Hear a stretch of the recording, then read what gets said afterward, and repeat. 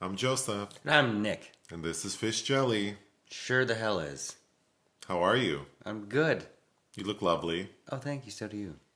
Oh, thank you. How are you? I'm okay. You act surprised at that. That you said I shouldn't because you say it often. Yes, I do. But you don't have hair today. Nope. Hair today, gone tomorrow. Hair today, gone tomorrow. I know that's right. Yeah, we took off your toupee, On Friday. but I think you look better. I know in general we shouldn't, who wants to hear what people think about how you look? But, Oh, I received all kinds of a vast array of opinions. but I think if anyone's opinion matters, it's mine. So, It's true. But I think it's interesting being more comfortable in my skin. I obviously appreciate compliments, but realizing it has to be what I think about me. So, yep. Yeah. And As that's a beauty professional, I feel like people ask me all the time about what would look good, and I think it's whatever you're comfortable with. Like, what feels good to you. You work with what you have is the number one rule. Mm-hmm. So, like, if you have curly hair, stop trying to make it straight. And if you have fine, thin hair, stop trying to tease it to hell and high water. And if you're going bald, buzz the shit off. And, like, you have a very nice face. And your head doesn't have, lumps and bumps and shit. So, you're fortunate. But even if you don't, I actually have a scar on the back of my head that, the only one that matters to is you. right. Well, I interrupted you, so finish what you were saying. Oh, it just at the end of the day, those things don't matter. And not to say that I wouldn't try that hair experiment again, because Right. we have plans to do that down the road. But I think it was a combination of I'm leaving for Cannes. I'll be there 2 weeks. There won't be a ton of privacy, lots of running around. The upkeep is still new to me, and it wasn't uncomfortable, but I was constantly aware that there was a presence on my head. Yeah. Yeah. No, I was going to share the story of when I was 17 working at Wells Fargo Bank in Las Vegas, and I noticed that I had developed like a bump on the back of my head, and it just got bigger and bigger, and it got pretty big. I mean, like, it was pretty big, like the size of like a gumball. And I go to the doctor, and they refer me to a dermatologist, and the dermatologist is like, "Oh, you have a cyst that needs to be removed." So I said, "Okay." So I go, and of course, I'm this like, at this point I was 18, like I just turned 18, and I think, being an 18-year-old, probably because I'm a little brown kid, no parent there to assist me. This doctor didn't give a shit about how I felt about anything, so he just did it. He didn't explain scars or anything like that. He just did it. So it left me with a scar, and I wear my hair very short because even when I have hair, it's still faded. So usually I get like a bald fade. So this scar that's on the back of my head, like in the occipital region of my head, is always bald. So there's this scar, and then I was very self-conscious about it. People would comment on it. So I went to a plastic surgeon like a year later and asked, like, can you make this scar smaller? And he said, yeah, we can revise it. I just have to cut out, because the original doctor, the scar was pretty big, and then the cosmetic surgeon said, oh, this wasn't done very well. We could definitely make it more of like an incision rather than like a big scar. So I go in, this doctor cuts out like a piece of scar tissue and like a certain like lunar shape, whatever he explained, to then sew it back. And he said it will heal and look like a very thin line. And there are hair follicles close together, so you won't notice it. So I have these stitches, and he's like, be very careful with them. And like 2 days later, I get rear-ended, like in a car accident. And so my head goes forward and all the stitches rip out. Not all, it wasn't that dramatic. like in A Nightmare Before Christmas. Something like that. Like, yes, it affects it. So I go back to the doctor, and he's like, we don't want to touch it. He put like some sort of like liquid skin, and it didn't heal the best. The scar is probably bigger than it was before. But for years and years and years, I was so self-conscious to the point where I still don't like people walking behind me. Yeah, I know. But, you know, this is such a random story that has nothing to do with anything except that I think like it's an active sort of mindset to think like I have to be okay in my skin. Like I have no choice. And I think some people just don't. Some people seem crippled by their aesthetic. And it's unfortunate because I have been that person many times and I still struggle with that. But it's unfortunate how many things some people miss out on because, you know, I think like I never want to take my shirt off in public. So like going to the beach, going swimming, we went to a pool party yesterday that was like a birthday party at a person's home who had a pool. And most of the attendees were in the pool, like shirtless. And I just thought, I had no problem attending, but there was no way on God's green earth I was going to get into a bathing suit. And we also didn't do that because, we also didn't attend, we didn't get in the pool because we had plans afterwards that we'll talk about. Yeah.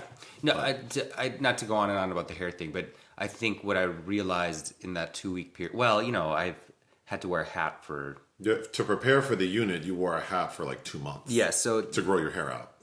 It felt like a longer process than maybe it was. But, and I think last time I spoke about having what I refer to as like Cinderella syndrome. And I think my confidence, I was expecting to feel, I don't know how I was expecting to feel, like Buddy Love and Nutty Professor. Oh, not Buddy Love. I didn't, you know, I'm not crazy, but I wasn't, like, how am I going to feel out moving about in the world like this? And you know what? It really made me feel like a creature where people see me, you know, this, you know, a decent looking human being with hair on their head. And what I feel like inside, knowing how it feels, is like this vampiric creature. And I think that it was causing me to not like look people in the eye. And because I think that I knew that what I was presenting wasn't real, is how I was getting wrapped up in my own head, because I feel it's not that like bald is my best look. I think I like that this is it. Like, this is how I look. Like the nakedness of that to me is appealing, as in nobody can say nothing to me now. Well, the other thing is you have no choice, right? I mean, right. You have a choice. You could get hair transplants. We could send your ass to Mexico, and we have a friend who did it, and it looks great, and we could afford it. Or you can wear a toupee or a wig. There are options, but I think also like just being comfortable with yourself, like you just like, this is how I look and that's it. Like, I think that's really the key, is being comfortable with what you're working with. But this is a good segue into something else I was going to talk about, and it's not to get personal, but I was just thinking about this yesterday because we had a really nice conversation about like sexiness. So then I was going to say, talking about like what's sexy, but not really about us, but more like, because we get lots of messages on various platforms where people are overtly sexual. And I think there are many ways to look at it. So I'm just rambling now, but you know, it's flattering when people say nice things about you, but it's also exhausting constantly being confronted constantly. Like, I'm not a sex symbol, but you know, just being a gay person living in a big city and being on social media and being on several platforms, and with varying degrees, like people will confront me, and I'm sure you as well, with sort of their feelings about how I look. Oh yeah. And what they want to do with my body, and only caring about me under the circumstance of like having access to my body. And so maybe talk about that a little bit, but I don't want to get too personal because, you know, maybe you don't want to, and I don't know that I want to. But what I was going to talk about is like, or what I had top of mind was that I think if we're just talking about gay men because that's who I have the most experience with, I think a lot of gay men don't know what it is to be sexy. I agree with that. And I think a lot of people, and this connects to what you were saying, is I think a lot of people aren't confident in who they are as a person and what they bring to the table. So then they just do this thing where it's like, I'm going to be overtly sexual. In every setting. In every setting, under every circumstance, whenever I get a chance, I'm going to market what I think I have to offer sexually. When I would argue that most people I meet, the most appealing thing about them has nothing to do with their bodies or what they do with them, right? It's your personality, your kindness, your intellect, your humor, your heart. So I don't know. I don't know what. Well, we're That's taught, just something we had talked about. I think we're taught from a young age that our self-worth is in who we attract, how much attraction we receive. That's what makes us worthwhile. And then paired with, in a world of social media where we assume that people reap the benefits of behaving that way. And really what it does is rob us of the enigmas that we all are. Right. Because we are. There are things about us that you can't possibly paste online.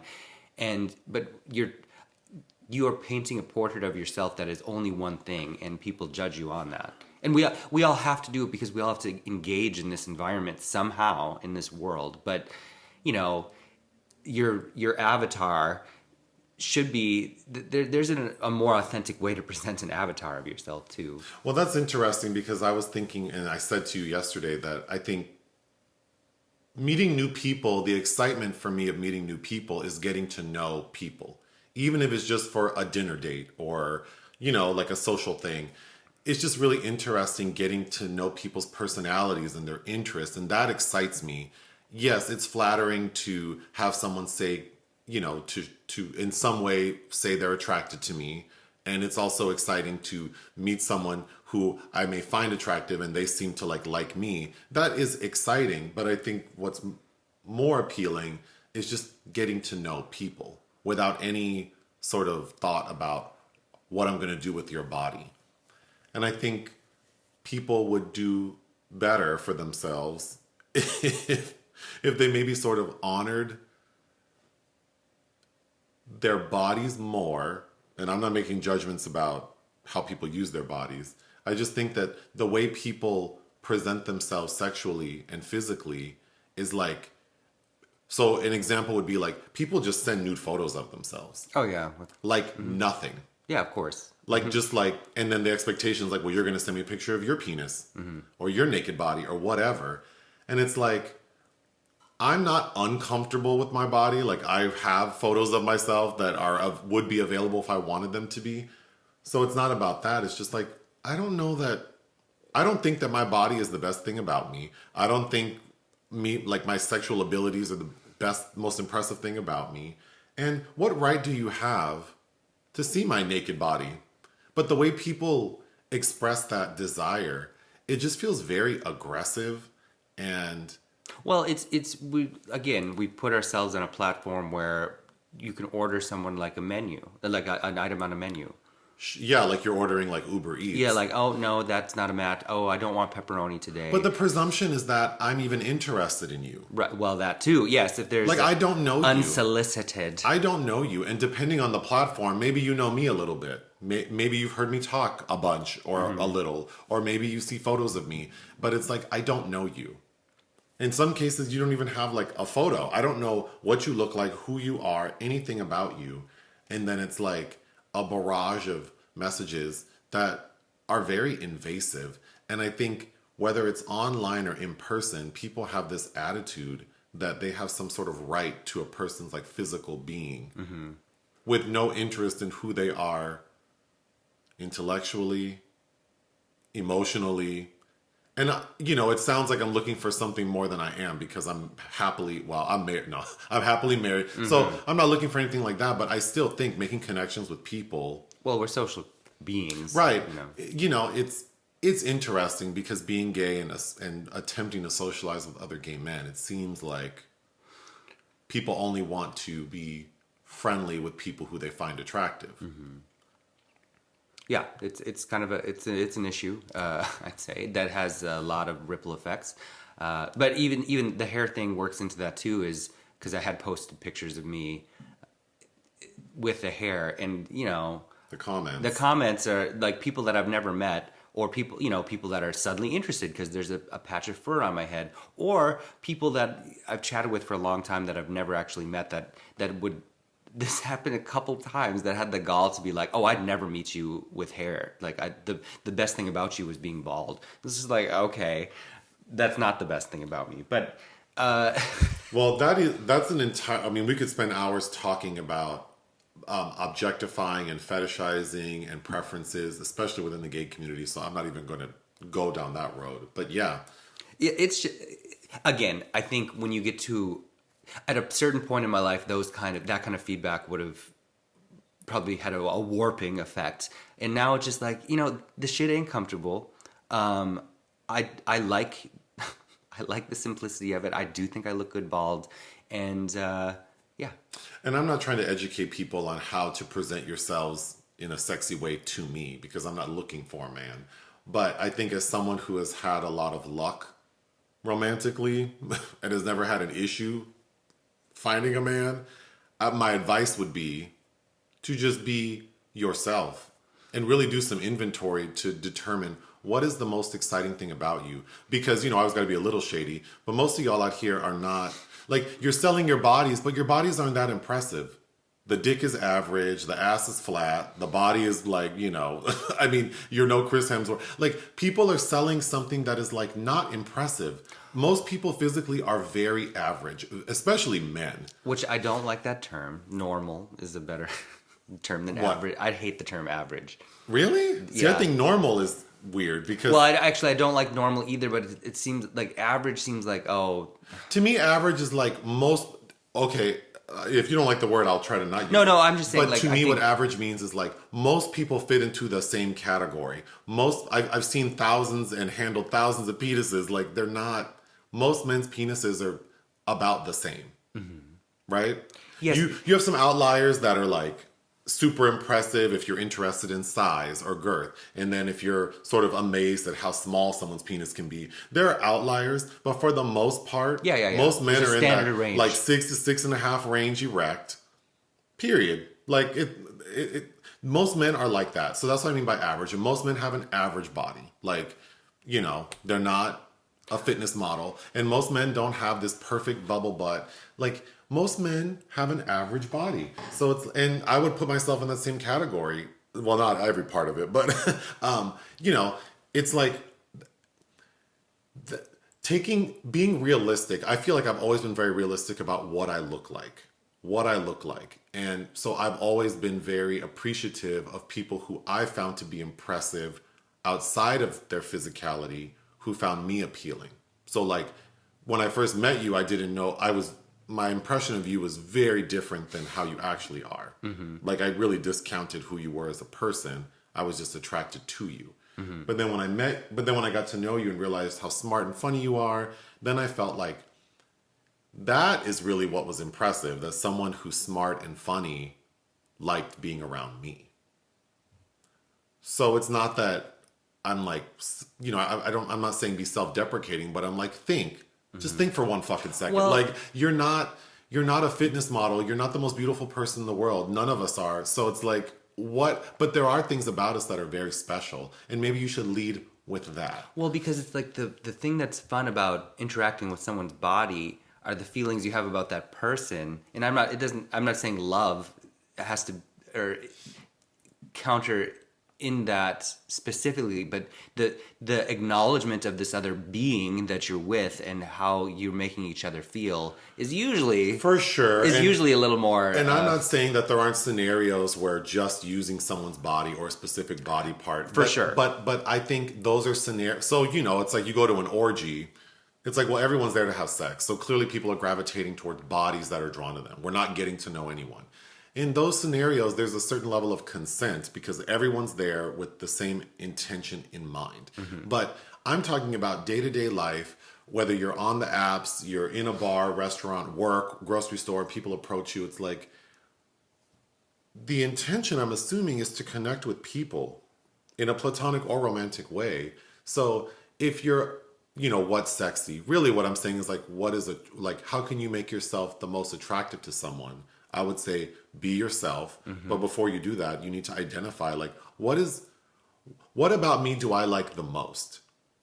Because if it's just like your abs or your butt or your penis or, and that's all you can talk or, about. or your breasts. So all you do is wear like low cut tops so people see your breasts. Which, nothing wrong with it. There's nothing wrong with how you want to present yourself, but I just think we're all, hopefully, more than just a part of our body. And I think if you just count on that part of your body, then there are countless people who offer the same thing you do. Right? And who might be nice. Might be nicer. If you like how I look, there are plenty of men out there who look just like me. Better. So it's like that doesn't hold anything from me. But if you like my personality, right? If you think I'm smart and funny or whatever, that's something unique to me. Well, I like it all. So, that's what's sexy to me. Okay, but anyway, getting back to why we didn't jump in the pool last night is because Netflix is a joke. Because of JoJo's song, I don't need nobody because I'm sexy to me. Oh my God. Oh, JoJo. Anyway. I do like that song. And before we get to that, we forgot to mention something we did last Sunday, which was a play. Oh, yeah, we do need to talk about that play. Is it still Hairgate eclipsed us talking. Hairgate eclipsed, but last Sunday we attended a play at the Mark Taper Forum, which was Blues for an Alabama Sky. Blues for an Alabama Sky. By Pearl Cleage. It's playing for exactly another 7 days until next Sunday. Directed by Felicia Rashad. And directed by, Claire Huxtable. She originated the lead role in the 90s. I want to say 95, I think. I think she originated it. She definitely played that role in 95. I have to give a shout out, because I know he's listening. Greg Alvarez Reed plays Guy Jacobs. He's like, the star of the play is a homosexual black man. Is really the homosexual black man, I would say, is the star. Oh, the 1930s, and it's set in the 1930s Harlem. Oh, and also, is it Angel? Angel, so, do we have time? It's basically about, like, during the Harlem Renaissance, there's this gay... Well, it's like the end of the Harlem Renaissance. And there's this gay black man named Guy, and he is a fashion designer, and his dream is to move to Paris to be a costumer for Josephine Baker. So that's sort of his center. And then he lives with, or his best friend, Angel, lives with him, and she's kind of a mess. She's like a lounge singer, but she's caught up with like gangsters. So really, she's kind of... Italian gangsters. Yeah, so she's kind of like stagnant. But he's begging her like, girl, when I go to Paris, come with me. But she's starting to feel like it's a pipe dream. Like, you just keep sending letters to Josephine Baker. She's never gonna... And, to spoil everything, towards the end, he finally does receive a letter back from Josephine Baker. Because the fear for the audience throughout the first, 2/3 of the story, because we see him send her a package of 5 dresses. Because he says, she told him, send me 5 dresses, I'll see if I like them. But then he never hears back. So, of course, we're thinking this bitch stole his dresses, which I should have known that a black playwright wouldn't paint Josephine Baker that way. But right. But so I should have known better that she wouldn't have been made. But we're so used to like abject miserableism. Exactly. I was so nervous, but to spoil it, he does receive a letter back with a boatload of money, telling him, "Get your black ass to Paris, first class, because I need you here tomorrow. I need you here to make me look beautiful." So Guy's life changes. Like, now everything's first class. He's ready to go. But then something happens with Angel that prevents her. Well, she had a dalliance with the man that got her pregnant. And he's very homophobic. And then she ends up having an abortion and blah, blah, blah. But what's so remarkable about this story is it's so timely. Yeah. It is so timely. Like, watching it in 2022, it feels like this could have been written. I mean, it feels like it could be... Like it's going... Well, there are things... Like there's portions of it are going on. Yeah. So I will say some of the performance... It's worth a look. The least expensive tickets were under $40. So I would... If you're in LA, you definitely need to go see this. But I think the star of the show is Greg Alvarez Reed as Guy. And I like the actress that played Angel, though, as well. Nia... I'm assuming it's either Nia or Naya Okoro. She was great too. But no, he was excellent. Yeah, I would absolutely recommend it. So yes, we saw that last Sunday. And I read the play right before we saw it. I think it's extremely well written. It's in a collection of other plays by Pearl Cleage, if I'm saying her name right, that I would like to read as well. But I saw it because we got an ad, because I think I'm a member. I subscribed to the Mark Taper Forum because we saw Diane Weiss there a few years ago. Yeah. And immediately I was like, oh, Felicia Rashad directed this play. I want to see it. Yeah. Okay, so yes, please go see Blues for an Alabama Summer if you're in LA. Sky. I'm sorry, in Alabama. If you're in LA for the rest of this week up until Sunday. But yesterday, so Netflix is a joke. That sort of festival is happening now for like, it's like a 2-week long thing with shows all over the city, comedy shows. So Nick, you got your press pass so you can see whatever you want. So last night we went to see Wanda Sykes. At the Orpheum. Mm-hmm. The Orpheum. We're not supposed to talk about it? We're not supposed to reveal any jokes. Oh, so I can't even talk about her set. Yeah, we can't really. We're not supposed to talk about it. Okay. Well, but we can say our impressions. Yes, the line around the block, oh my God. Oh, it was sold out, and because everyone had to surrender their phone to put it into like a security device that we were allowed to keep, but that made entry super slow. So yeah, there was a line around the block at the Orpheum, downtown LA. So since I can't tell any of the jokes, I will say my initial impression leaving was that I think Wanda's funny. Oh yeah. And I've always liked Wanda. On the Chris Rock show on HBO, I loved her. Of course, she's, to me, the best part of Pootie Tang. Monster-in-Law. Monster-in-Law, when she tells Jane Fonda, you should marry another gay man. That was fun. Yeah. So she's very funny. And then hearing her talk about her French wife, I love when she does impressions. For over a decade. That was funny. But since we can't tell jokes, I would say my initial impression was it seemed like maybe this is new material she's working out. Yeah, it was a little stiff, a little... But that being said, she's obviously a professional, so she got through it like a pro. But it was obvious that maybe some of the wrinkles hadn't been worked out. Yeah. But yeah. But still a joy. I don't know. I heard tickets were quite expensive and sold out pretty fast. We didn't pay, so I don't know. But yeah, it was fun seeing her. Okay, moving on. Oh, I wanted to give a shout out because someone sent us... since we talked about having a new record player and needing to start a collection, someone sent us a record for the soundtrack of the 1967 film In the Heat of the Night. Yes, shout out to a Floridian named Eric.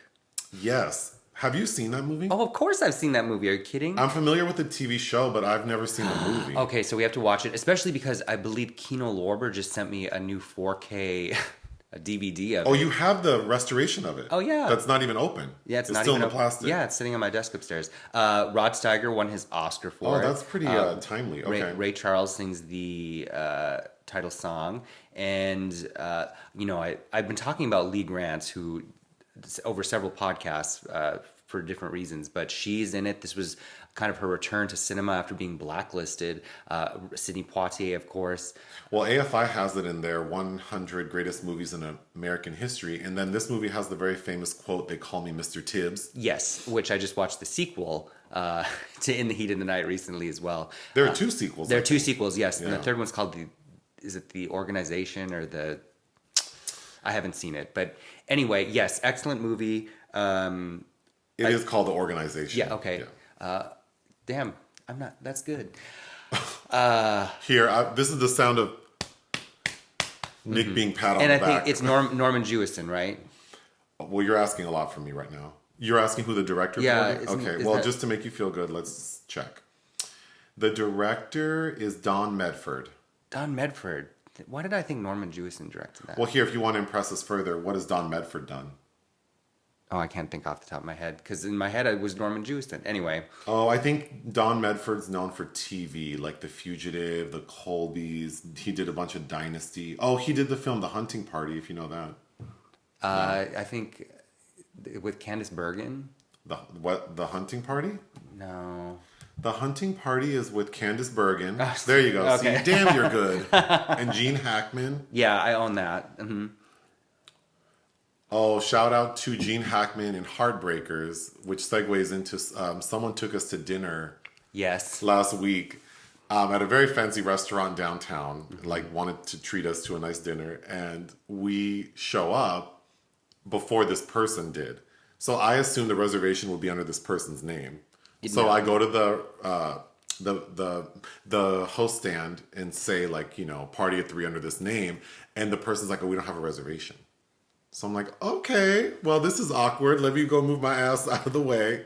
And then when he arrived, he had put the reservation under the name of Olga Ivanova, which is Sigourney Weaver's one of her aliases in in Heartbreakers. Heartbreakers when she goes to a Russian restaurant with, with Gene. when she's pretending to be a Russian woman with Gene Hackman. Also, where are you looking up your In the Heat of the Night information? Because it is Norman Jewison. I just checked IMDb. The hunting party? No. The organization. In the Heat of the Night. Oh, I'm so sorry. I thought you were asking who directed the organization. Oh, okay. No. So let me... Well, we can add this to Sorry to This Man section. Norman Jewison directed In the Heat of the Night. Yes. Okay. See, in my head, I knew in my head movie. Anyway, so yes, so we have that record. But, well, yeah, now I need to watch the movie. Mm-hmm. Moving on, did you know that Rob Lowe has a podcast? Maybe. I've heard of that. Podcast is called Literally.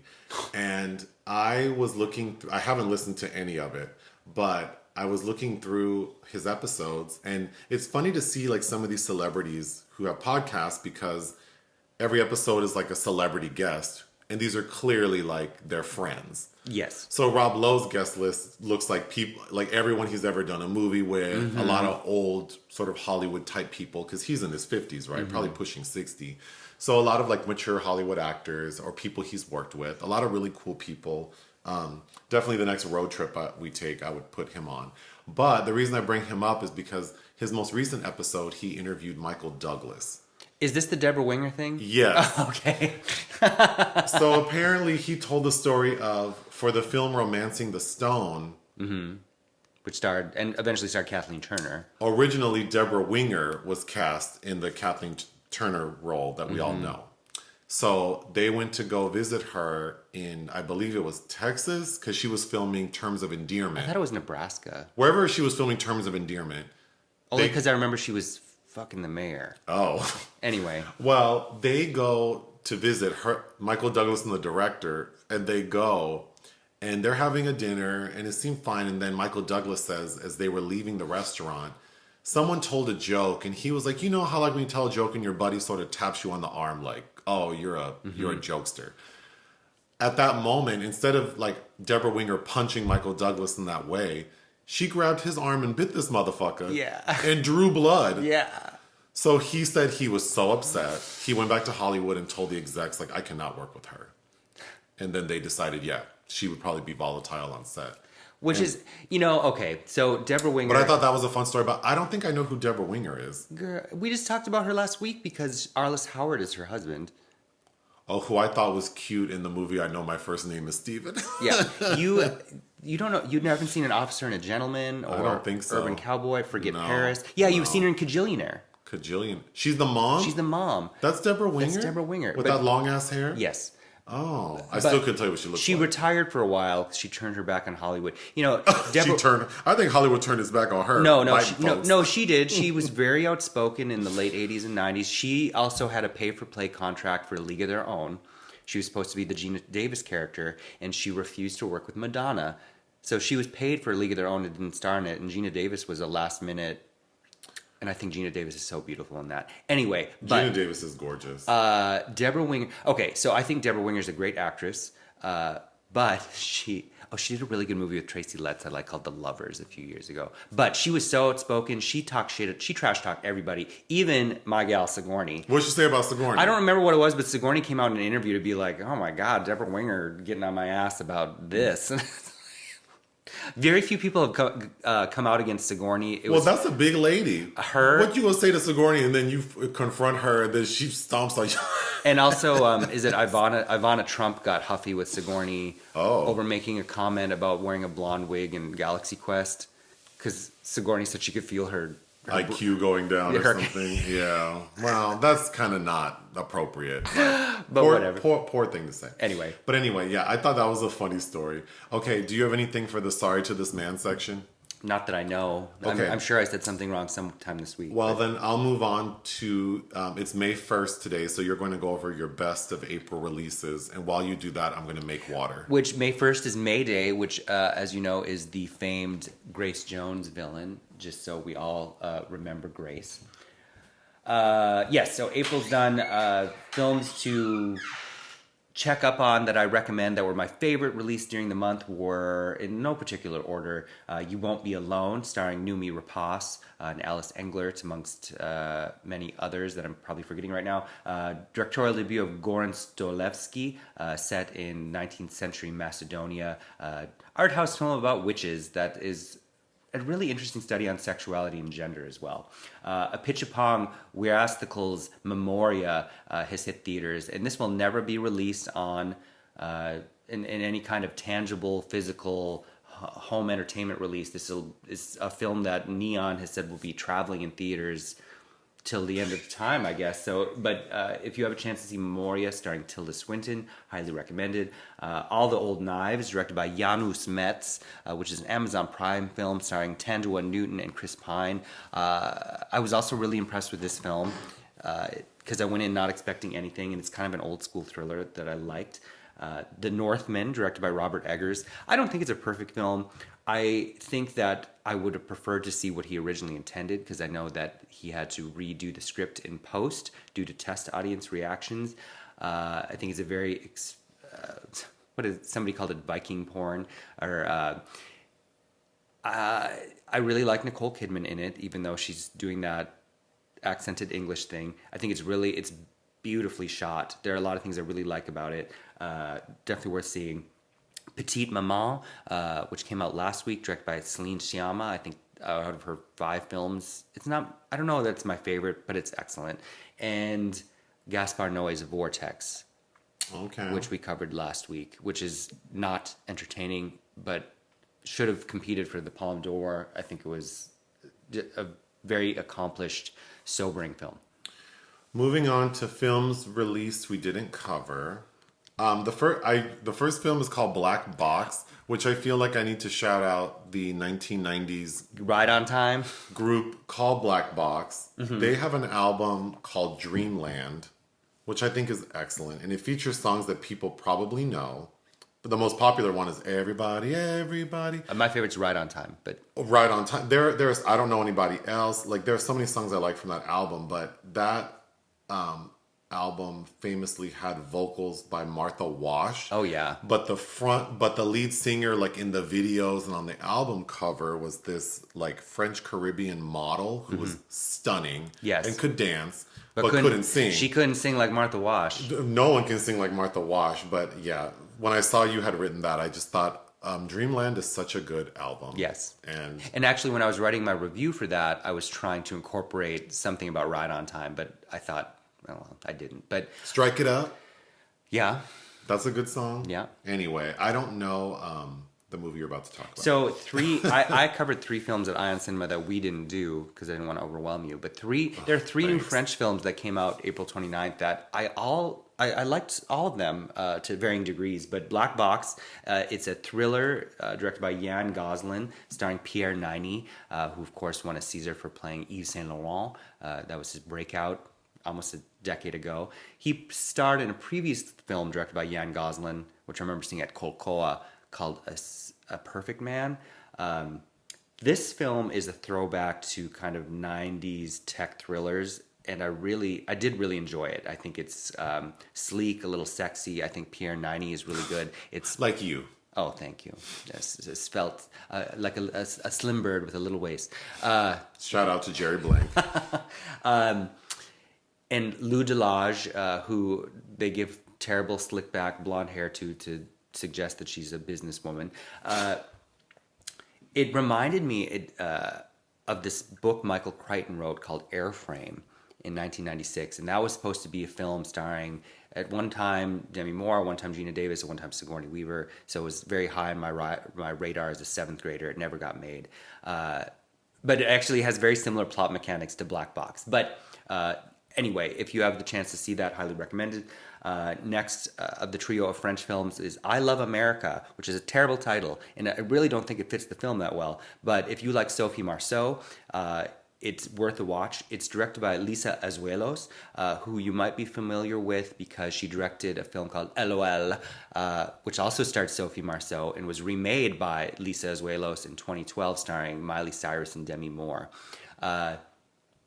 This last film is about a woman. She's a film director that moves from France to LA as her mother is about to euthanize herself, a mother she's not close to, and she kind of exists in Los Angeles with her gay best friend, who they actually give a lot of screen time to and try to navigate his own experiences with the Sisyphean struggle to find intimacy and love in the gay community using apps. Like it does a lot with a little. But I didn't realize Lisa Azuelos is the daughter of Marie Laforêt, very famous 1960s, 70s French singer. So I actually spent the week listening to her discography because I wasn't really familiar with her. But she had a very kind of estranged relationship with her mother, which she tried to kind of pays tribute to in this film. Anyway, I think that's an Amazon Prime film. Despite the poster art and the marketing, it's really worth a watch. And Sophie Marceau is quite good. Another film, a French film released that played in Cannes Critic Week last year is Anaïs in Love, directed by Charlene Bourgeois-Taquet. And I really like this film. It's got Anaïs de Moustier as the lead, who's this carefree girl who can't get her shit together. And she has an affair with this older man, but she ends up falling in love with his wife, played by Valeria Bruni Tedeschi. And it's very French, very interesting, very worthwhile. There's a scene set to Kim Carnes' Betty Davis eyes that I loved. I don't know, maybe just French women dancing and being carefree was enough for me. Anyway, also a film we didn't cover, The Aviary, a cult thriller starring Chris Messina and Malin Ackerman, a documentary called Hello Bookstore, directed by A.B. Zaks, which is about a bookstore that took on great prominence in this community during the pandemic, which sounds interesting. And another Norman Jewison reference, there's a documentary about the making of Fiddler on the Roof, which he directed, called Fiddler's Journey to the Big Screen, which I would watch because I am a fan of that film. Have you seen that? No. Oh, so you... Wait, Fiddler on the Roof. Well, Topol. You know, I dated someone who was in Fiddler on the Roof in Broadway, so I saw it then, but that was it. You haven't seen the film. But I couldn't, I didn't. I remember for whatever reason, my mother... See, I knew she knew I was gay before she'll admit it, because she bought me... Before she'll admit it. I was not asking for Fiddler on the Roof. Mama Belle, your radar was off. she bought me on VHS Fiddler on the Roof, which is a long film, so it's 2 VHS, and I got that for Christmas. I'm like, what the fuck is this? And I loved it, but interesting. Moving on to movies we watch for fun. First off, this morning we watched the interview with Oprah and Viola, which I really Davis. liked. Yeah. And I decided to watch it because when I saw Oprah had selected Viola Davis's memoir, Finding Me, as her book club selection, I thought that was interesting because I think my impression of Viola Davis is that she's a noted actor and, probably the most successful Black actress because she has won an Academy Award and then 4 nominations. So I guess on that rubric, and then has had a very successful TV show. And so I think arguably the most successful Black actress. So, has a lot to say about many things, but I don't know. I thought it was a curious choice. So when I saw that the interview was on Netflix, I wanted to watch it. And I have to say, I was so emotional the entire time. Yeah, it was hard not to cry. I was crying a lot. So many things struck me, but did you want to talk about things that really stuck out to you? Yeah. You know how when you talk to somebody that sees you in a way that knows experiences that no one could know, I was struck by Oprah and Viola sharing experiences from childhood concerning the rats in the kitchen.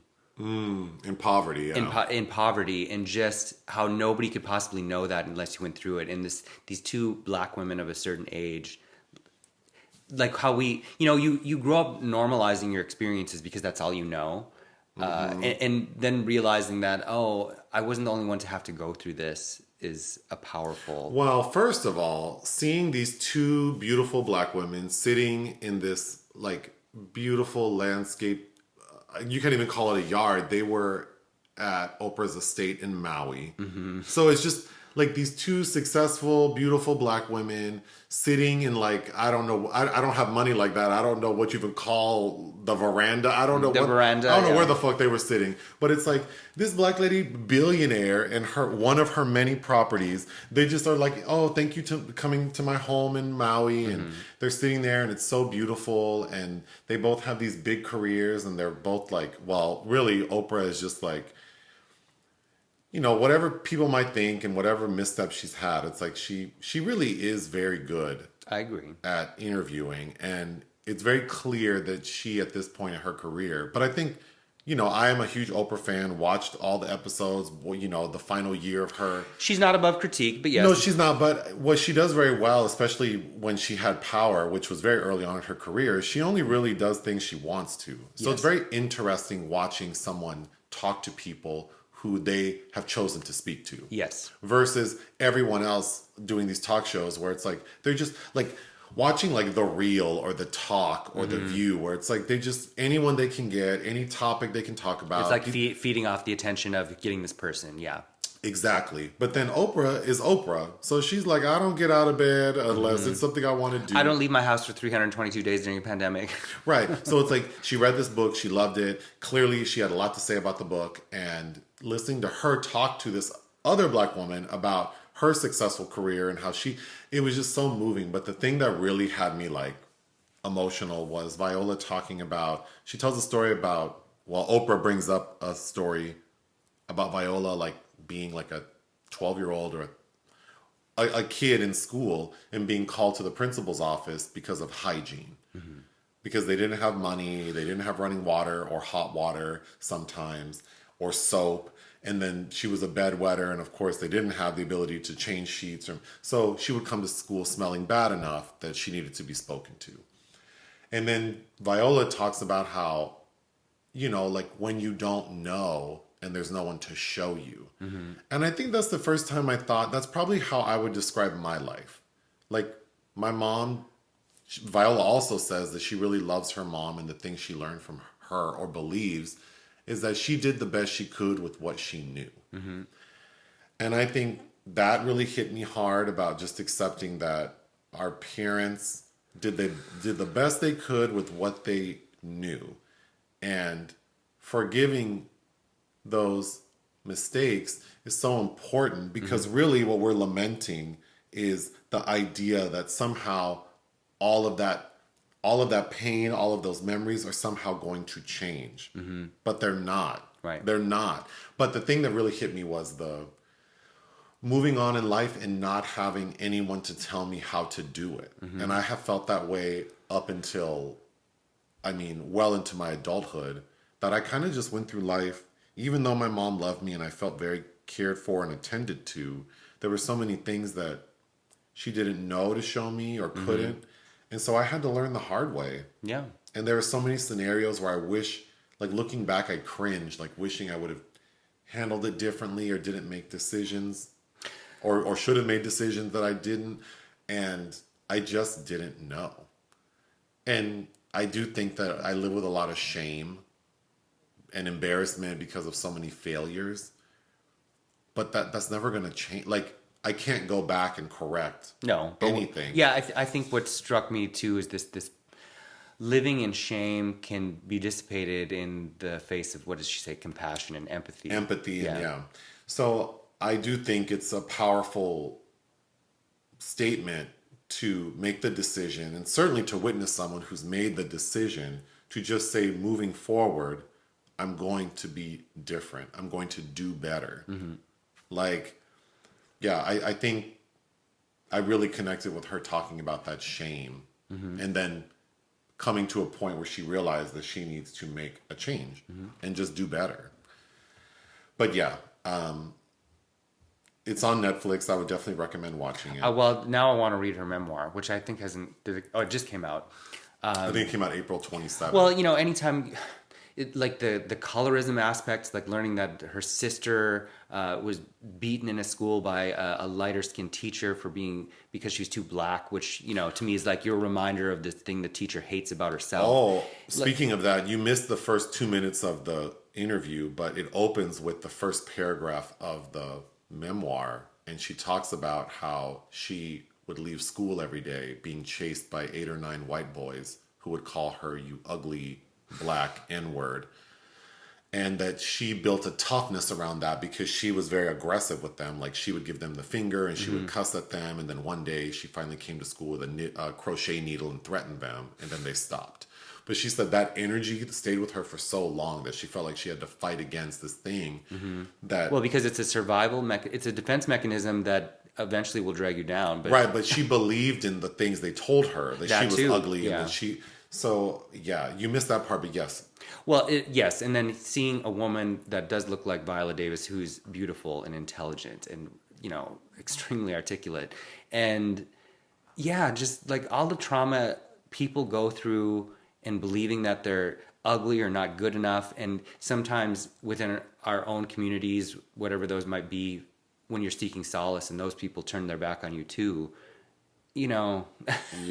But I think what's the triumph of surviving and being successful. Lastly, it's funny whenever Oprah talks about Gail, Gail's always like an example to Oprah of like doing better, because she's like, girl, when I read this book, I told Gail, you need to pray for a man like Viola did, or like... No, she's like, Gail said, I don't know how somebody could get over trauma like that. Like, Gail is this unformed being. Yes. Oprah is always shading her best friend. Gail's still on a journey to find herself, according to Oprah. Okay, moving on. Something called H Story. Oh, yeah. So we watched Lux... I watched that? No, we watched Lux Eterna. Oh, okay. Another Gaspar release from 2019 that's coming out sporadically starting next week, and starring a favorite of mine, Beatrice Dahl. And Mubi has currently streaming a film called H Story starring Beatrice that I've never seen. So I watched that. It's directed by Nobuhiro Suwa, and it's actually a really interesting remake of Hiroshima Mon Amour, the classic Alain Resnais film. But it's a film about the making of a potential remake of it, and she's playing, again, like in Lux Eterna, a version of herself as an actress who can't remember these lines or kind of get her head around them. And does there need to be the context has changed about World War II Hiroshima versus when they're making this in 2001. So interesting. And then it also, because of Lux Eterna, I've had a copy, not a very good copy, because it needs to be restored, version of this 1980s film directed by Marco Bellocchio that Beatrice starred in called The Witch's Sabbath. So I finally put that on. Next, something called Shock. Well, you watched this with me. What's that about? The Mario Bava's swan song, starring Daria, oh God, I'm forgetting her name now. What is it about? That woman who moves back to her country house and there's a demon of a man that possesses her child. Oh, yes. That felt like a lot of those, like, what do you call them? Giallo film? Yeah, it felt like I've seen that movie 8 times before. Sorry, Daria Nicolodi, who's Ozzy Argento's mother, Dario Argento's ex-wife. Actually, nothing about the film stood out to me, really. Except for that one famous scene, which was the kid running down the hallway, and he changes into that. Oh, yes, and then, like, the boy's running towards his mom, and then all of a sudden he jumps at her as an adult man. That was creepy. And it's her former husband. Yeah. You kept saying the spirit of her former husband is haunting her. He was abusive to her. Yes. And she had a drug problem. Yeah. Yeah, but, I think the story's... but, those films just... the dubbing takes you out. Sure. And the production quality, I think they look really cool, but the production quality is kind of like... I thought it looked really good. And I didn't mind her performance as this woman going mad in a house. You kept saying she looked like Kathy Griffin mixed with somebody. She looked like, an amalgamation of a lot of people. She had an interesting look. Because in some angles, it's like, wow, she's really pretty. And Yeah. I definitely think it's worth a watch. I had it because Arrow Video recently put a restoration out. But, I'd never watched this film because I was so irritated by the poster art years ago. God. Because the poster art is, they reconstituted the original book cover of Shirley Jackson's We Have Always Lived in the Castle. Oh. Which is a much better story. But I was always so confused by that movie cover. I'm like, no, this is not Shirley Jackson. But whatever. Okay, lastly, you watched Brown Sugar. Yes, which I did really enjoy. 2002, the sophomore film directed by Rick Famuyiwa, who you know from, he directed Our Family Wedding. He's done TV since 2015, but his last movie was Dope, which I remember being wildly applauded at Sundance. Brown Sugar, his follow-up to The Wood, starring Taye Diggs and Sanaa Lathan. All I remember is Taye Diggs' hair, and Brown Sugar is also a little questionable. Yes. That man, they can't get his hairline right. I don't know. And Queen Latifah and... Playing not a lesbian. Mos Def. And interestingly, Nicole Ari Parker and Boris Kodjoe, who both are in relationships with, it's kind of like a My Best Friend's Wedding scenario where these two people, this man and woman that grew up together, are friends, but they're really in love with each other, and it takes them having relationships with others to make them realize it. And Tay starts dating Nicole Ari Parker, and she starts dating Boris Kodjoe, which is interesting because the other two are married in real life. I did like it. There are some nice emotional moments. It is pretty familiar feeling, but yeah, it's this film that's existed that I've been aware of that I never watched. Okay, these episodes keep getting longer and longer because we have to take a little break because we're running over time. So hold on. Okay. All right, so you wrote down some previews I'm assuming you're excited to see. So the first one is Avatar: Way of Water. So CinemaCon in Las Vegas unveiled, I think, the preview and footage of the Avatar sequel, which has been crowned The Way of Water. And we are seeing that preview tomorrow because Disney... We're seeing Doctor Strange in the Multiverse of Madness or whatever, but... We're watching Doctor Strange tomorrow, the new Doctor Strange. Yeah, and... Where? AMC, Century City. Anyway, then after the CinemaCon revelation, Disney is invited us to a separate event happening right before the film because the preview's going to be exclusively attached to that movie in theaters for people to see it, which makes no sense to me because it's going to be online. Anyway. Wait, so we're going to go a little early to see this preview that they're having. Oh, but you could ostensibly drive to this preview and just that, which is so strange to me. But that's how they're trying to hype it. Needless to say, I want to see a glimpse of Sigourney, or I will just be cranky. And I hope they do her hair better than they did in the first Avatar. Well, she died in the first one, so... Oh, so maybe she's like a tree branch or something. I don't know. Well, she filmed... She's underwater, because I know she filmed underwater. Her body must be featured somewhere, because she filmed underwater. Well, if she's underwater, her hair will certainly look better than it did in the first one. Yeah. You have another preview called Mrs. Harris Goes to Paris. But you haven't watched the preview yet, but... what is that? With Isabelle Huppert and Leslie Manville. Oh. So it's based on a Paul Gallicote book, which I have yet to read, but he wrote, more famously, The Poseidon Adventure. But he wrote this book, Mrs. Harris Goes... I think he wrote a series of books about this character named Mrs. Harris, who's a cleaning woman in London. And there is a 1992 TV version of this book starring Angela Lansbury, Diana Rigg, and Omar Sharif. But the remake filmed in Budapest during the pandemic with Leslie and Isabel, and Focus Features just released the trailer because I had posted. You've seen pictures because I posted them of Isabel in this, but she's playing a villain. She's based on the preview. It sounds like she's a nasty lady. But yeah, I haven't made you watch it yet, but of course it got me excited. Great.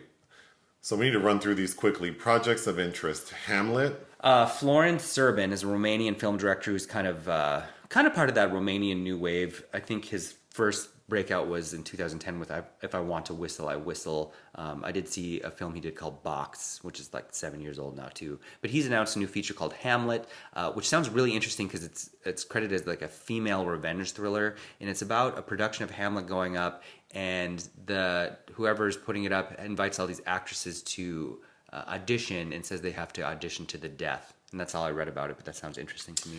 Sandler's Safdies? Adam Sandler has revealed that the Safdie brothers are working on a new project with him involved. And of course, if you saw Uncut Gems, Uncut Gems. Uncut Gems.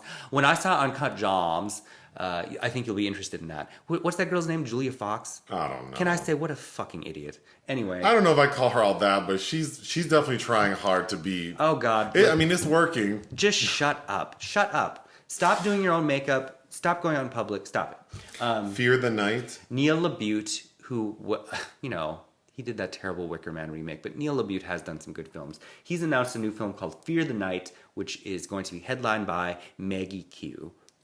And Ferrari. Michael Mann is finally getting his Ferrari project off the ground. I think, I don't know if they're either in post or in pre-production or they're doing location stuff shooting. Wait, isn't there a movie with Matt Damon for like Ferrari? And Christian Bale. That's called Ford versus Ferrari. Oh. And that is a James Mangold film. I don't think I need another movie. This is actually about Ferrari. With I think it's Adam Driver and Penelope Cruz, which both of those people have played Italians recently and shouldn't have.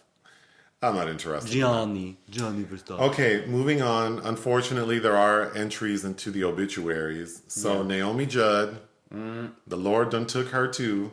Yeah. I remember being a kid. This is so shady, but I remember being a kid and thinking that's my probably first memory of when you see like a mother-daughter. Yeah. And the mother's prettier than the daughter. Yeah. I remember thinking that as a kid, like, oh, that's weird. Like, the mom is so beautiful, and then the daughter looks like not like her mom. I don't mean it like that, but just like as a kid, I remember thinking, like, my mom's beautiful, but then my sister grew up to be a beautiful woman, so it made sense. Mm-hmm. But like as a kid, I remember thinking, I don't know, the examples around me were either like, oh, the mother and daughter are both beautiful, or mom and daughter are both busted. Like, that's what I was used to. Right. So I remember thinking as a kid that it was so weird. Winona was beautiful in her own way. Winona is a beautiful person. And, but... you know, if I think maybe is a better singer than her mother as well. Well, her mom was very glam. Yes. And I think Winona leaned in more to, like, butch. Well, you know, she like did. Country. Which is fine, though. I mean, yeah. But, yeah, so Naomi's gone. Yeah. I think she was 76. Yeah. I don't know what she passed from. But yeah, she was a very beautiful lady. I'm sure to other people she meant more than just that. But yeah, of course. I ain't shit. Of course. So I'm just talking trash. And then someone named Joanna Barnes. Yeah, who's in a bunch of stuff. Probably most notably in Auntie Mame as a supporting character, Gloria. She was in a ton of huge films, Spartacus. Her last film was actually the 1998 remake of The Parent Trap. All right, moving on to our secret movie. We watched Surviving Compton, Dre, Suge, and Michel'le. Which I chose. Michel'le. Can you say it? Hello. Michel'le.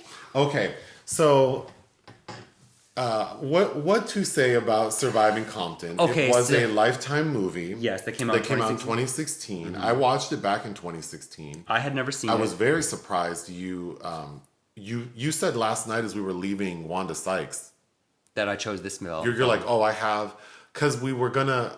Our secret film for next week. I'll keep secret, but we were going to watch it for today. Yeah. And then we thought it made more sense for next week. And then you said, oh, I know something. And I thought you were trying to suggest like something for us to do later that night. I don't know what I was thinking. So my mind was somewhere very different. And then you were like, Surviving Compton. What? Because you normally poo-poo these types of movies when I want to watch them. So I was like, he's not talking about the Lifetime movie. Yes, you were.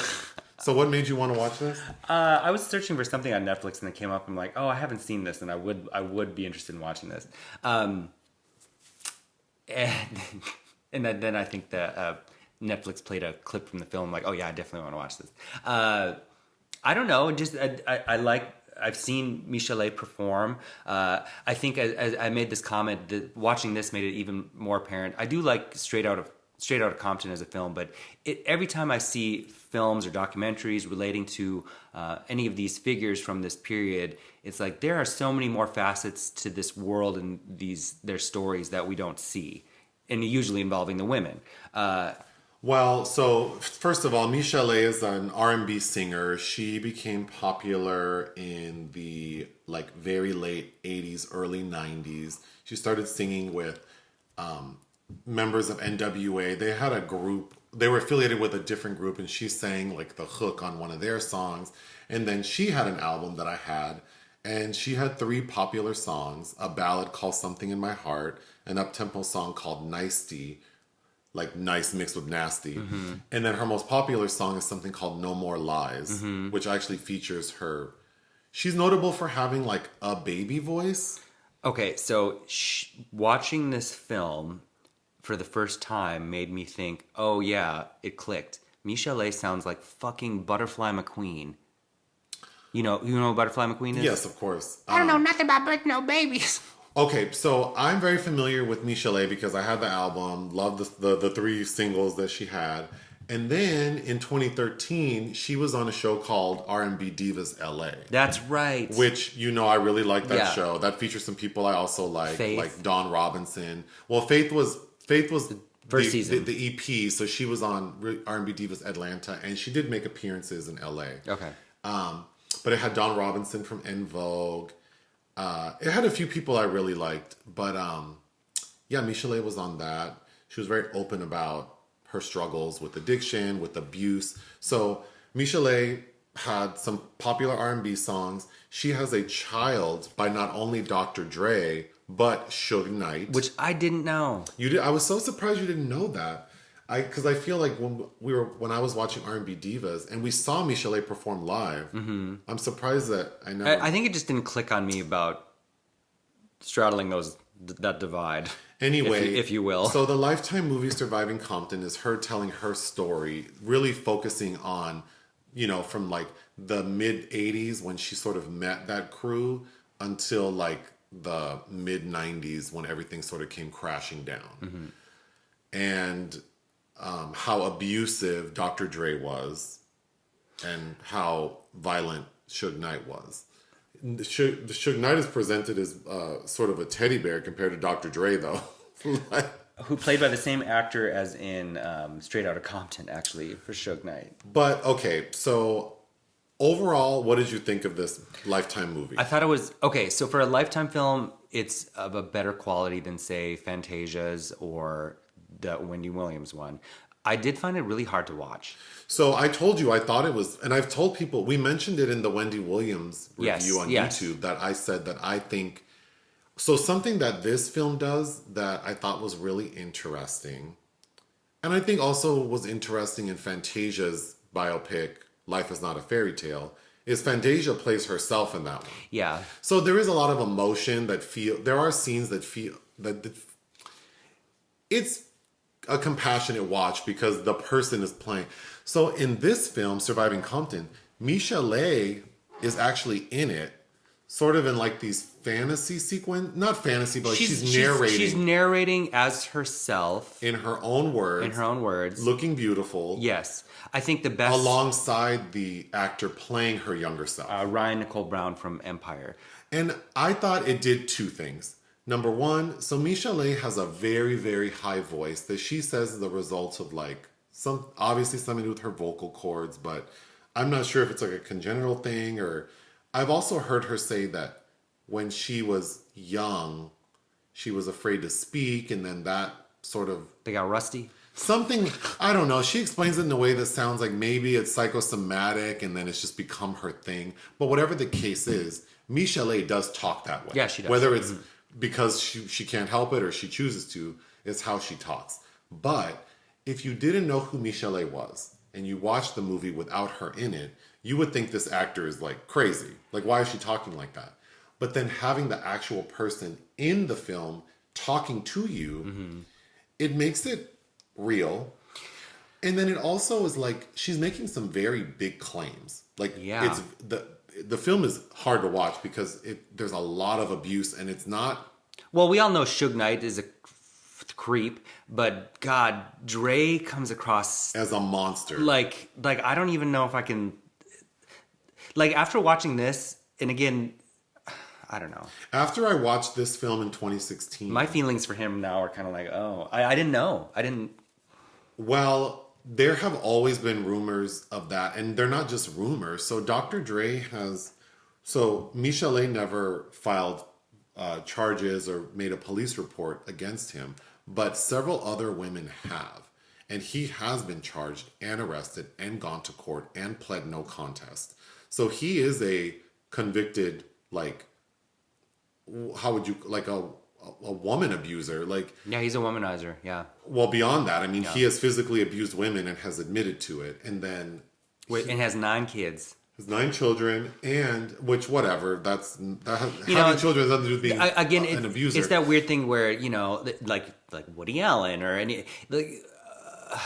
not discounting artistic contribution, but realizing like, oh, you're a dog of a person. But watching stories like this, they're very one-sided because it's only her POV. But he has admitted to abusing women, and he made a statement after the release of this film, basically saying like, I apologize to all the women I've hurt. Mm-hmm. So, and then I was reading that there are people, like there's some man who wrote a book about sort of like West Coast rap and gangster rap, which of course involves like Tupac, Dr. Dre, Snoop Dogg. And this person, the author, said that he did extensive interviews with a lot of people, including a lot of the women who dated them, Michel'le. And he sort of validates this movie, saying that the stories that he heard from many people prior to the making of this substantiate everything that is in this movie. So I like that it made Eazy-E seem like the kind and one. then Eazy-E comes across as like the most compassionate of the group. Because that's who I listened to as a kid. But yeah, I thought that for a Lifetime movie, this felt really gritty. I think the way the story is told is very interesting. It's interesting because it's kind of like a version. It's like a black version of Pygmalion or My Fair Lady. It's like they took this woman off the streets per se and created something, but she had no agency. You know what I wish? The unfortunate part is there are so many people, particularly women in entertainment, let's say, who could have been such a bright star and had longevity, and then so many of their stories get cut short because they get pregnant, or maybe their success was attached to a man who they were in a romantic relationship with, and then because that relationship was toxic and the woman finally took a stand and said, I can't deal with this, it's like, well, I think it's very powerful that for many people, and it's not just women, but anyone who their success is attached to someone who's manipulating them in a romantic, sexual way, it sometimes is really hard to leave that because it's like, well, you're leaving behind something good as well. Yeah, you're leaving behind more than just your heart, right? So it's like, there are countless, we're talking about women in entertainment. There are countless women whose careers got cut short because they entered these toxic relationships with these abusive men who, once the women said, I can't take this anymore, the men basically squashed their careers. Michel'le has an otherworldly voice. When you consider it's on the level of Fantasia, who sounds kind of crazy when she talks, and then she sings and it's like, Jesus Christ. Like, Fantasia singing is like an experience. You've seen Fantasia perform more than once. 3 times. And it's pretty amazing. Like her on stage and the way her voice fills a room is just like... Well, it's crazy watching, like Michel'le would just sing for herself, right? Well, and you've seen Michel'le perform. Yeah, it's like the way her voice fills up the space. But even how they show in the film when she performs for them, and she's like, was that any good? It's like, oh my God, this poor woman, nobody out there was telling her and then because what these she men was were worth. Controlling her career fell apart. So she did have a second album that came out in the late 90s. Of course, nothing tracked. And then, to be an aging female artist is just like, impossible. So she had another blip of success with R&B Divas back in 2013. And then she toured for a while, which is how we saw her. But, hopefully, she wasn't married to either men. Who knows what her money situation is like. I hope she's comfortable. Yeah. She talks very candidly in R&B Divas about a lot of her struggles and... I think a part of the reason why this works better as a Lifetime biopic than, say, Wendy Williams is that she is being vulnerable. Oh yeah. in a way that Wendy is not capable of. Well, Wendy's story it's so And also is not as interesting. well, it's so unfortunate because Wendy Williams has often been referred to as like the Howard Stern of media. Sure. But that doesn't make sense because she's also a media mogul who's made a lot of money and has had a lot of success. So as a black woman... And can do some things better than Howard, actually. Yeah, so as a black woman in entertainment to have had this much success, it's unfortunate that Wendy Williams has had this recent decline. Yeah. But at the time of her biopic, it was just a shame that she didn't sort of... If she didn't want to be vulnerable in that way, that's fine. Then I think she really should have focused on the success in a more serious way. Yeah. And if not, I almost wish like she would have just done a documentary where she highlights all of the like just all of her success because and how against the odds this black woman found mainstream appeal. That's really what's most impressive about her. We don't need to know. I don't need this about her heartbreak and her cocaine problems. This cheesy reenactment that's not even being realistic. Because with Michel'le, I do think that her trauma is important because it highlights an industry and the misogyny within the industry and how, like, I think her story specifically is very important. Well, just watching, she was abused in public all the time, and no one spoke up, or if they did, they were shot down too because she was attached to Moneymaker, right. So that's what's upsetting. And then it's like Dr. Dre is performing at the Super Bowl and everyone loves him, and it's like I don't know, it just. Whatever. I don't know these people's business. I've done terrible things to you or whatever. I mean, I've never hit you, but you know what I mean? Like, a person could look at moments in my life and think I'm a monster. He needs to be spoken to in ways that... It's like William Hurt dying is what I was thinking last night when we were watching this. Is like, yeah, he was a great actor, but also he abused women in his life, and we need to hear them too. I don't know. I don't know. Do we? Because it's because... you can't uplift people as like having this pristine legacy. It's like, well, they did dirt too, and that doesn't. It shouldn't take away, but it's like but it's interesting because it's like, does your personal life have to influence your professional life? Like, what do those two things have in common if they don't? Did you atone? Did he atone? But I don't know that. Like, if my dentist turns out to have killed someone drunk driving and is a repeat offender, what does that have to do with like my pearly whites? I don't know. I think in Michel'le's case, it is very important to highlight the abuse because it's helpful. It's helpful. Like, her story is helpful to other people in that situation, and highlighting the misogyny and highlighting how little control she had as a recording artist. I think that's powerful, but do we need to like point fingers? In her case, yes, because she has very famous abusers and her life revolved around these people. But I think like, talking about William Hurt, and then it's like, do we need like, now after he's dead, people coming out and saying, remember what he like did Marlee Matlin came out before he died. No, sure. It's her story to tell. I'm not saying she can't tell it. I just think that sometimes it feels like a little exploitative. Like, the reason we are lauding a person sometimes has nothing to do with their personal character. I think I agree. Yes. I think that when what we applaud them for and the mistakes they made sort of intersect, then that gets murky. Right? People who are, if their moral compass sort of plays into what we are, what they're notable for, then yes. If your preacher cheated on his wife with, in a same-sex affair, that could be something that might be appropriate to bring up. Yeah. But I don't know. I mean, I think it's like, okay, so this person's a womanizer. Okay, but they also made really great movies. I mean, those two things are really... Oh, yeah, like, or Ingmar Bergman is like, he was not a good man. But then and the other thing too is like, cheating on your significant other is not illegal.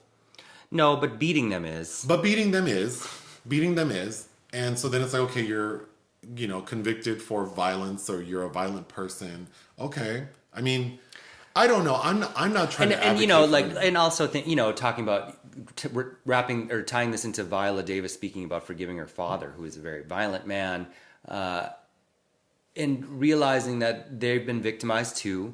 Dr. Dre is a black man that grew up at a certain time where he was also victimized by the society he lived in. Right. So it's not to discount that he has his burden as well, but you know. I just think in situations like this, I always try to think, how would I feel? Like, I'm not famous, and I've done things that I'm not proud of. And I think if people judged me the way we judge notable people, like, it wouldn't be tolerated, right? In fact, you would, like, if your employer found out that you cheated on me and they said that they're not comfortable and because of that they feel like you shouldn't get a raise, and you could sue them and you would win. You would get a settlement because that's not considered appropriate. But somehow in the celebrity world or in politics, we feel like we can apply that standard to them. No more roles for Johnny Depp. Right. Or Yes. Amber Heard shitting on people's beds, so now I'm not going to watch her movie. It's like, what those two adults did in this old toxic ass relationship where they probably both were using each other, let's be real, that's none of my damn business. True. Like, it's none of my business. Well, I don't want. It's almost like, God, why do I have to be confronted with this? Because I'm never going to forget about the poop in the bed, probably. Now it's like, okay, if I find out, like, Mel Gibson is an anti-Semite, then it's like, well, I can make a choice to not, or Mel Gibson likes to use the N-word, then it's like, well, I don't want to support him because I don't agree with that. So it's a personal choice. Like, I don't agree with that language and those sentiments, so you're not going to get my little $12 at the theater. Well, it's more like 22 now, but sure, yeah. but that's a choice for me. But I think, it also doesn't, I don't think that means that he shouldn't be allowed to work. I think that the consumers should be allowed. Just like if we found out or like how I don't want to support Chick-fil-A, that's my choice. But many people do, and it's a thriving fucking Clearly, business. yeah. So that's kind of how I feel about it. But I also think that you can't rob people of telling their own story. And I think Michel'le's story is an example of someone who, to me, it feels like she has every right to point out these two very powerful men in hip hop, like arguably two of the most prolific. Yeah. Like men in hip hop, she has children by who are super abusive and manipulative. It's almost like a fairy tale, really. I think in her instance, because she was also a part of that world and she was notable. I mean, she was very popular for a short period of time and probably could have been a huge star. She could have been at the level of a Janet Jackson. Yeah. Because she could dance, she was beautiful, and she can sing her ass off. And she was already affiliated with a very major group. So she was robbed of that by these people. So I think her story is very integral and appropriate to tell, right? I'd imagine, I was watching it thinking that it probably was relevant was the word. Her story is relevant to these men. Right. And how we see these men. Right. That's why it's kind of like Straight Outta Compton doesn't tell the whole story. But cathartic for her. There's a scene where she's watching the actress playing her in the bathtub, kind of where she's medicated out of her mind. And it's like that shot kind of was profound, I think, of her gazing upon this particular moment in her life and surviving it. Like surviving Compton, surviving that mentality and that a lot victimhood. Of it, a lot of it was hard to watch, and I think just being very familiar with her as an entertainer, I feel so bad for her just because she was robbed of a career that she would have probably made a lot from. And it's just so shitty that these men who wanted. And, again, it's one-sided story. So I'm talking more like in general, like so many people, their lights are dimmed because they they fall in love with people and they get attached to people who manipulate them and take advantage of them and are violent with them. And we live in a society filled with hierarchies where we don't listen to you if you are a woman, if you are black, if you're queer, if you're trans, where you fall in that hierarchy dictates. That's what it made me feel. That's why I feel like the story is so important to tell, because I think it speaks to a lot of people who are in a similar situation and you may not even know it. Just because your boyfriend is not worth $600 million, that's irrelevant. If your boyfriend works at Costco and pays the rent and he has you laid up there, and he's sort of controlling you so that you can't have a career. He doesn't want you to go back to school to be a nurse, and so then he just keeps you at home, and then you got kids, and then you have kids, yeah. and then you feel trapped, and then he's abusive to you because he knows that you can't go anywhere, and he's threatening you that if you leave him, he's not going to pay you anything, and like that's almost worse. Mm-hmm. That's almost. I mean, it's not a competition, but I think it's like sometimes people think that we all are important. We all deserve to be happy. No one deserves to be controlled. Like humans shouldn't have control over other humans. So watching this, that's what was hard to watch, is a person who seemed sweet and who was very naive, was taken advantage of. And then one thing we didn't mention is she does spend time talking about how her mother raised her to basically believe that if a man hits you, it's for a reason. And you need to make it right. And you need to make it right. You need to figure out what you did so that he won't hit you again. Mm-hmm. And it's like, yeah, of course that sounds crazy, but I think when you grow up hearing things... That's how you're conditioned, yeah. And then I've never been in a physically abusive relationship, but I think I can see how very easily... Because things just happen. Because things have happened to me where it just was like, oh my God, this devastating thing just happened that really hurt me. And it just happens like in a flash. And then I have to deal with it. And then, if I told you, person X over here about what just happened to me, you would say like, well, you need to leave him. You need to do this. And it's like, well, it's not that easy. Like there are a lot of things happening, or, we don't always tell people the full story, right? So then people have, I'm sure we've all done this, where you tell your friends little tidbits of something that your spouse did to you or your significant other that upset you, and then they only hear the bad bits, so they have this impression. But we really don't share the full story with people. So I don't know. I think it's hard when you're in a relationship or a situation and people don't really know the full story, and then feelings are complicated. So having the strength and the courage to make a decision for oneself is easier said than done. And a lot of people don't talk honestly. Well, and she says that too. Like, you're probably wondering why I didn't leave or why. Yeah, of course you always wondered that, but there are reasons.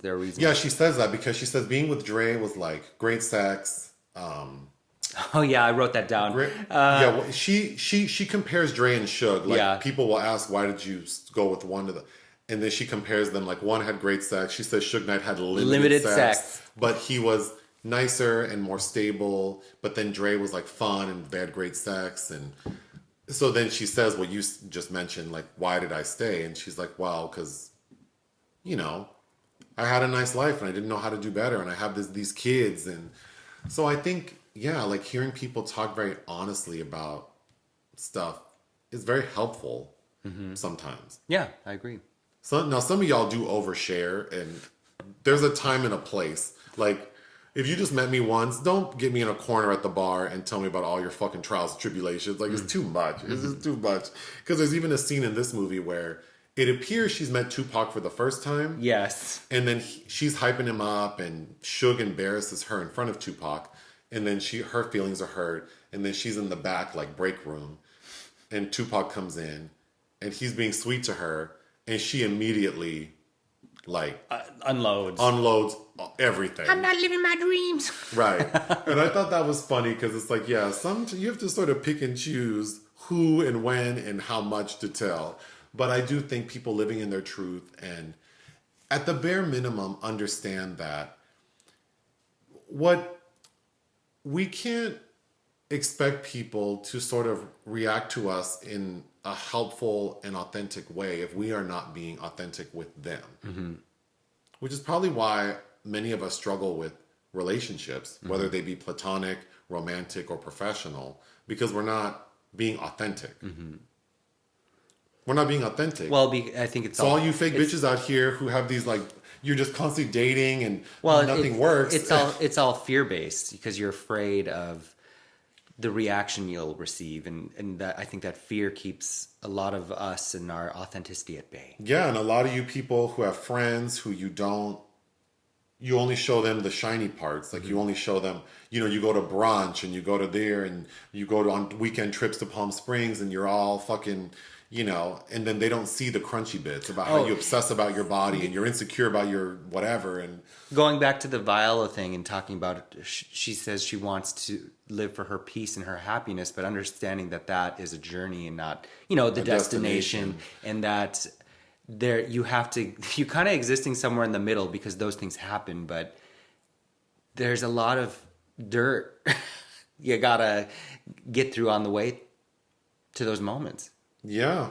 I mean, that was a very honest and, real thing to say, which I think makes sense. Like if you're having, if you're sitting there and being rational and you think about happiness as being a journey and that we have ups and downs and that we should approach everything with that mentality, we could all probably, for the most part, think like, yeah, that makes sense. But in the moment, when you're in the low, oh yeah, it's really hard to crawl out of it. And then when you're at the high, it's really easy to take advantage of that, or take it for granted, I should say. So anyway, we've talked a lot. Surviving Compton, Dre, Suge, and Michel'le. It's on Netflix streaming. Check it out. Very femme-centric, directed by directed by Janice Cook and written by Diane Houston, also a director in her own right. So what's going on this week? We're going to see Margaret Cho this week for the Netflix Is a Joke. We're going to see the new Doctor Strange. Mateo Lane. We're going to see the gay comedian Mateo Lane for some reason. No. Well, you chose that. I find him interesting, but not for the reason other people do, which are all his if we were his naked photos. If we were his friend, we'd have to talk about hair issues, I think. Oh, speaking of hair, yeah, he has an interesting hair situation that I think holds him back psychologically. But the Doctor Strange is the big release this week. I hope to convince you to watch Happening, which Audrey Duan won the Golden Lion for. It's an abortion drama. That comes out in the coming week. And then Cannes is right around the corner, of course. Mm-hmm. And that's... Cinco de Mayo? Cinco de Mayo. What are we going to do? Eat tacos, hopefully. I don't know. Well, it's funny because it's like, well, Mexican is always my default. Mm-hmm. So when Cinco de Mayo comes, I'm always like, I don't want to go eat Mexican. Because I'm loyal year-round. This is true. As being a Mexican. Like National Coming Out Day. It's like, well... I'm gay every day. I want to come out in December. I don't want to come out today. Do you have a quote for us? No, unless you want me to read a poem. You feel like reading a poem? Oh, I was been thinking a lot about A Dream Within a Dream because it came by up... Who wrote that? Edgar Allan Poe. Oh. Because it came up in Vortex. Okay, well, we'll end with your little poem. Oh, you want me to read it? Well, it seems like you have it pulled up on your little laptop. Well, because I never know what I'm going to be... You never know when someone's going to ask you to read a poem.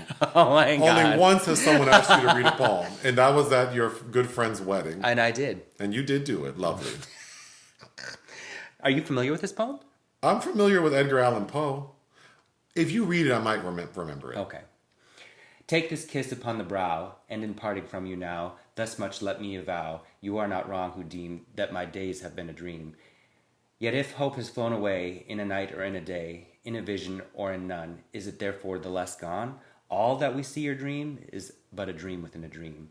I stand amid the roar of a surf-tormented shore, and I hold within my hand grains of the golden sand. How few, yet how they creep through my fingers to the deep, while I weep, while I weep! Oh God, can I not grasp them with a tighter clasp? Oh God, can I not save one from the pitiless wave? Is all that we see or seem but a dream within a dream?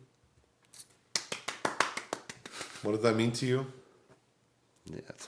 That life is over before you know it, and it's like you dreamed it. When he talks about the grains of sand, like, can he not save, but can he not hold on to one? It's sand running through your hand. That was a quality moment. To be washed away of the surf-tormented shore. All done? Clearly. Well, do you have something else to say? No. Oh, then why are you mad? I'm not mad. You stay mad. You stay mad. I stay mad so I don't... Nick stays mad so he doesn't have to get mad. All right, bye. Bye.